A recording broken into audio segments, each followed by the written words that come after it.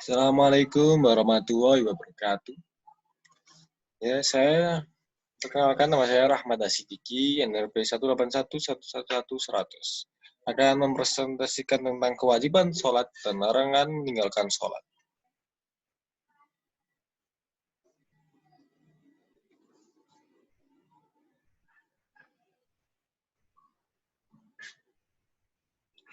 Kata sholat berasal dari bahasa Arab yang diartikan doa. Menurut syariat, sholat yaitu beberapa ucapan dan beberapa perbuatan yang dimulai dengan takbir, diakhiri dengan salam, dan maksud beribadah kepada Allah menurut syarat-syarat yang telah ditentukan. Menghadapkan hati kepada Allah dan mendatangkan takut kepadanya serta menumbuhkan di dalam jiwa rasa keagungan dan kebesarannya dan kesempurnaan kekuasaannya. Dalil yang menjelaskan tentang wajibnya sholat yaitu surat At-Taha ayat 14 yang bunyinya innani anallahu la ilaha illa ana fa'budni wa aqimis sholata lidzikri, yang artinya sesungguhnya aku ini adalah Allah, tidak Tuhan yang hak selain aku, maka sembahlah aku dan dirikanlah sholat untuk mengingat aku. Dalil yang kedua yaitu surat Al-Baqarah ayat 43 yang berbunyi wa aqimus sholata wa atuz zakata warka'u ma'ar rakiin, dan dirikanlah sholat, tunaikan zakat, dan rukuklah beserta orang-orang yang rukuk. Kemudian dalil yang berikutnya yaitu surat An-Nisa ayat 13, inna sholata kanat 'alal mu'minina kitaban mauquta. Sungguh sholat itu adalah kewajiban yang ditentukan waktunya atas orang-orang yang beriman.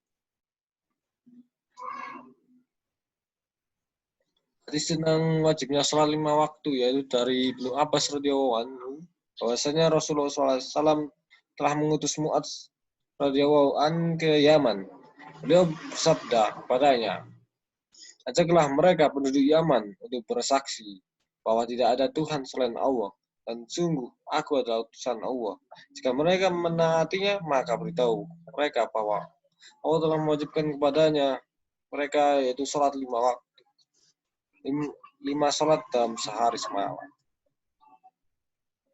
Kemudian waktu sholat yang telah ditentukan menurut hadis riwayat Abu Daud dari Ibnu Abbas radhiyallahu anhu, berkata Rasulullah SAW bersabda, saya telah dijadikan imam oleh Jibril di Baitullah 2 kali. Maka ia sholat bersama saya, yaitu sholat zuhur ketika tergelincirnya matahari, sholat asar ketika bayang-bayang satu menyamainya, sholat maghrib ketika terbenam matahari, sholat isya ketika terbenam syafaq, yaitu mega merah, dan sholat subuh ketika fajar bercahaya. Maka besoknya sholat pula ia bersama saya, yaitu sholat zuhur ketika bayang-bayang sesuatu menyamainya, kemudian sholat asar ketika bayang-bayang sesuatu 2 kali lebih panjang, kemudian sholat maghrib ketika orang puasa berbuka, kemudian sholat isya ketika sepertiga malam, dan sholat subuh ketika menguningnya cahaya pagi. Lalu Jibril menoleh kepadaku dan berkata, wahai Muhammad, inilah waktu sholat nabi-nabi sebelum engkau, dan waktu sholat adalah di antara 2 waktu itu. Hadis riwayat Abu Daud.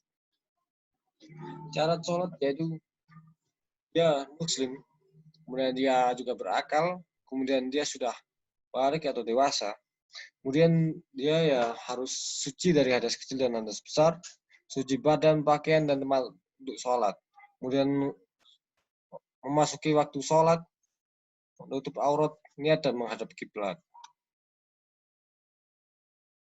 Hukum meninggalkan sholat. Hukum meninggalkan sholat menurut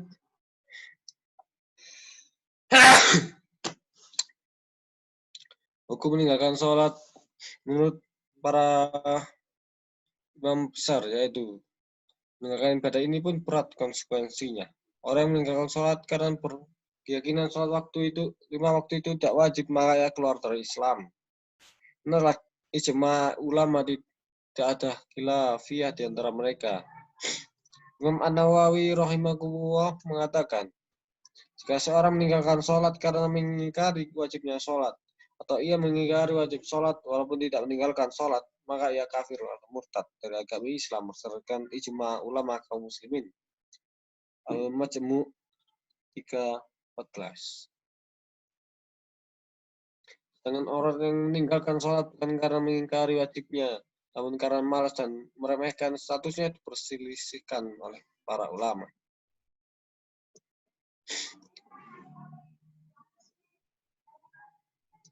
Ada yang beberapa pendapat acap. Ada yang mengatakan bahwa orang yang meninggalkan sholat itu kafir, namun mereka dipenjara sampai kembali sholat, yaitu menurut mazhab Hanafi. Kemudian ada lagi pendapat yang rajih dalam masalah ini adalah pendapat pertama yang mengatakan bahwa orang yang meninggalkan sholat itu kafir, keluar dari Islam, karena didukung oleh dalil-dalil yang kuat.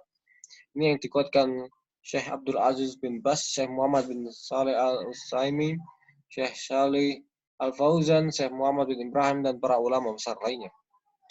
Assalamualaikum warahmatullahi wabarakatuh.